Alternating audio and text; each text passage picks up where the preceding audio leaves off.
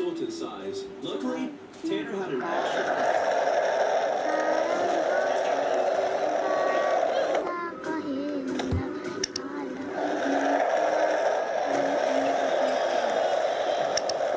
Kaya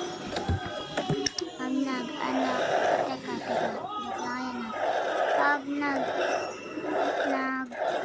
nag-die ako dito sa panahon magpe-face reveal na ako.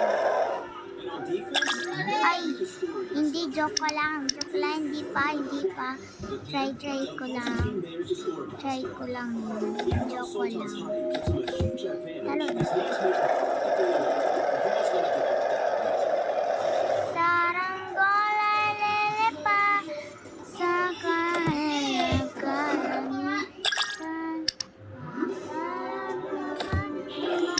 ay, joke lang. Ano yun eh. Joke lang eh. Ang super joke lang. The opposing team only managed to score one basket against us. The Sultans still have one more ball game to play.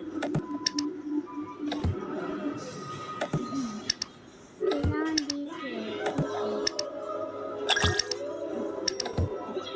Even though Sultan couldn't run around as much as the rest of us, he still burned an insane amount of calories compared to the average person. So we wanted to see how many calories does the world's tallest man need in a day to survive. So here's how much an average person eats in a day. 2,000 calories, and this is how much GT eats in a day. And Sultan eats this much. That's right. Sultan eats 4 times as much as the average person, and 27 times as much as Jyoti.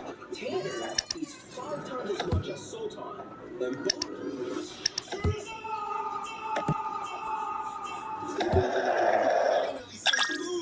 You're from Turkey, right? Yeah, Turkey. I have something for you. Here's a present. Oh my God. Paapat na lang last time ko.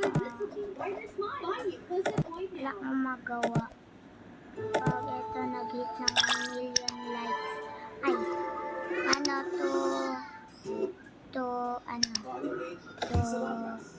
2K. Ay, hindi pala. 100 likes. Magpe-face reveal na ako. Bye-bye. Turkey.